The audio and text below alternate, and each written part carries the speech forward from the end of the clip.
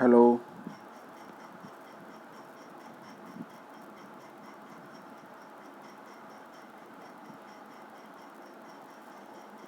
Next topic है सतह रुक्षता की गणना, कैलकुलेशन ऑफ सरफेस रफनेस। अर्थात हम किसी सरफेस की जो रुक्षता है उसको कैसे मेजर करेंगे वो इसमें बताया गया है। तो इसके लिए मुख्यतः 3 विधियां हैं। पहला है शून्य माध्य वर्गमान विधि, अर्थात root mean square value method, या शॉर्टकट में बोलते हैं RMS वैल्यू।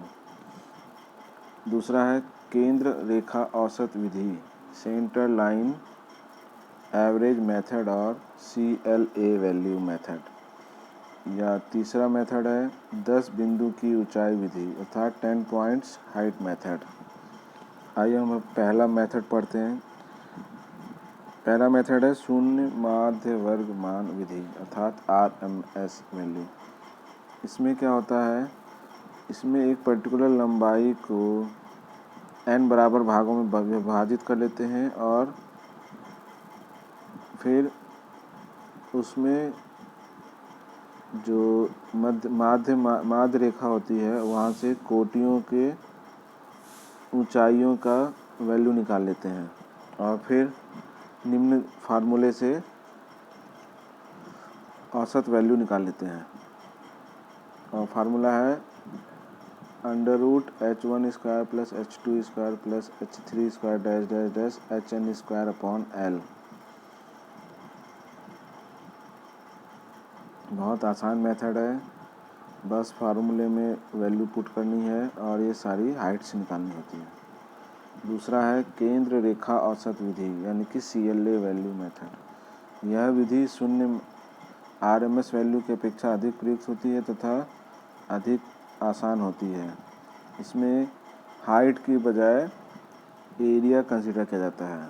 तो जैसा कि चित्र में दिख रहा है, हम इसमें क्या करते हैं, प्लेनीमीटर से ग्राफ बना करके उस क्षेत्रफल को मेजर कर लेते हैं और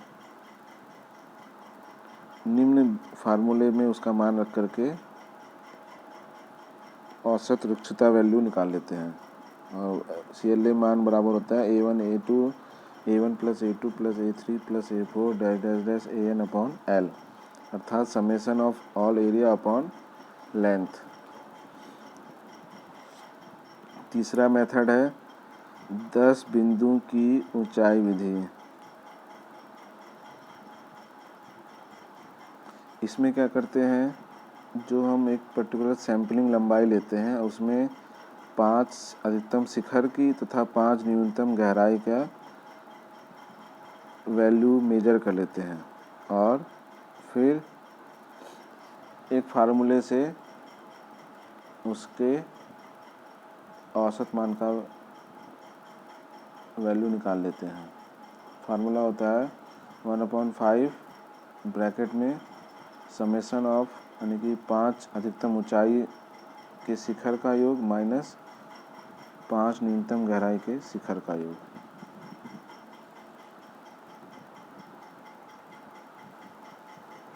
यह विधि किसी सैंपलिंग लंबाई की अनियमितताओं की गणना के लिए एक आसान विधि है, परंतु यह संवेदनात्मक गणना सक्षम नहीं है। नेक्स्ट हेडिंग है सतह रुक्षता मापन की विधियाँ।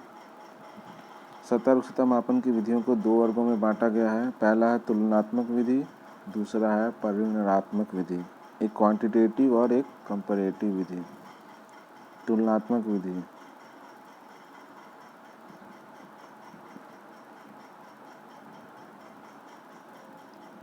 इस विधि में तुलना की जाती है। यह भ्रम की स्थिति उत्पन्न कर देती है, परंतु मापन यंत्रों के अभाव में तुलनात्मक विधि का ही प्रयोग किया जाता है। इसे गुणात्मक विधि भी कहते हैं। इस विधि में प्रयोग लाई जाने वाली विधियाँ निम्न हैं। पहला है स्पर्श विधि। इसमें क्या करते हैं, इस पर नाम से ही लग रहा है, स्पर्श यानी कि स्पर्श करके हम एक अनुमान लगा लेते हैं कि हमारा सरफेस कितना रुक्ष है।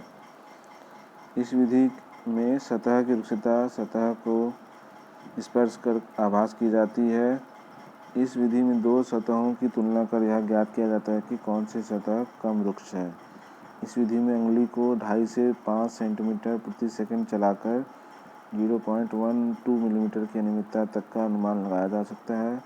अंगुली के स्थान पर टेबल टेनिस की गेंद को हाथ से सतह से सरका कर रुक्षता की जांच भी की जाती है। इस विधि में सतह की रुक्षता का अनुमान किसी मानक सतह रुक्षता वाले नमूने से लेना श्रेयस्कर होता है। इसका मुख्य दोष यह है कि रुक्षता की श्रेणी का ज्ञात नहीं किया जा सकता है। दूसरा है दृश्य विधि।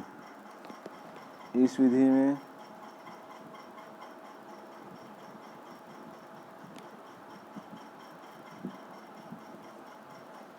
में क्या होता है, इस विधि में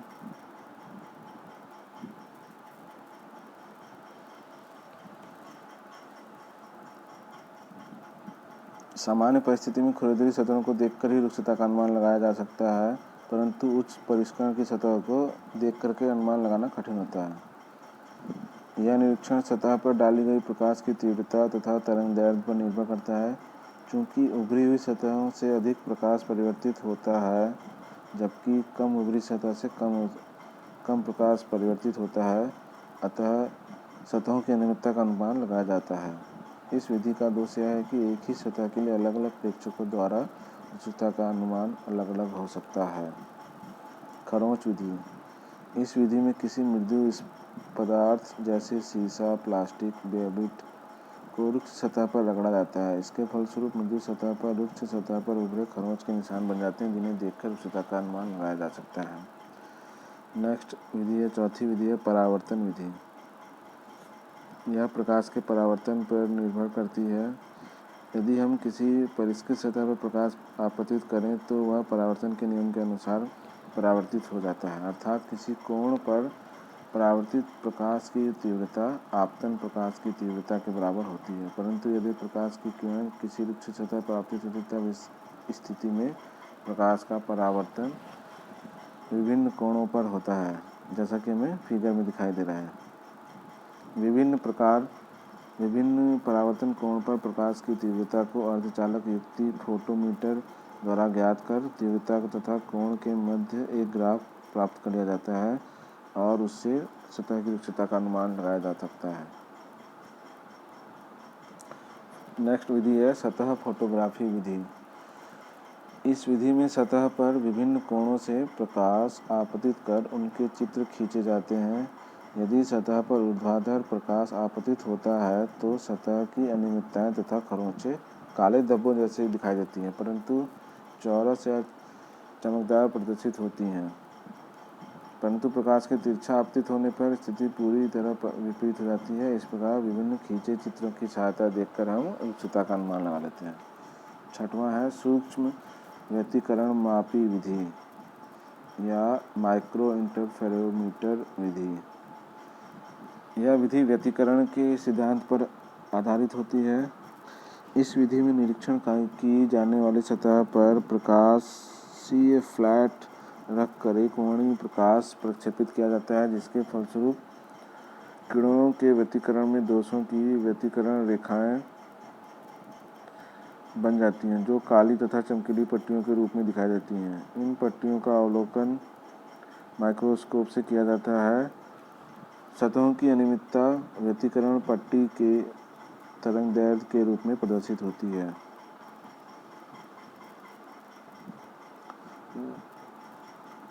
नेक्स्ट है सूक्ष्मदर्शी विधि। इस विधि में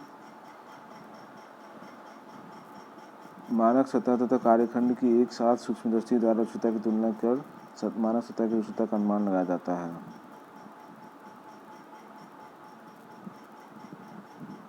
नेक्स्ट सूक्ष्म फोटोमीटर विधि। यह विधि परावर्तन विधि के समान होती है। इसमें सतह को सूक्ष्मदर्शी के नीचे रखकर फोटो सेल द्वारा रुक्ष सतह से परावर्तित प्रकाश किरणों का प्रकाशमान अंधेरे क्षेत्र के लिए अलग अलग माप लिया जाता है। तत्पश्चात फोटो द्वारा उत्पन्न धारा में अनुपात की सहायता से सतह की रुक्षता का अनुमान ज्ञात किया जाता है। लास्ट विधि है वॉलेस सतह डायनमोमीटर विधि।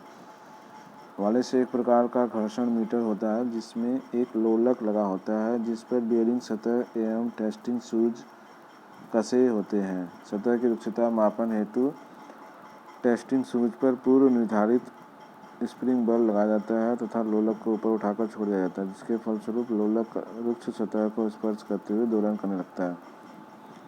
सतह की रुक्षता कम होने की स्थिति में घर्षण कम हो जाता है, जिसके कारण लोलक का दोलनकाल बढ़ जाता है और इसके विपरीत स्थिति होने पर दोलनकाल घट जाता है।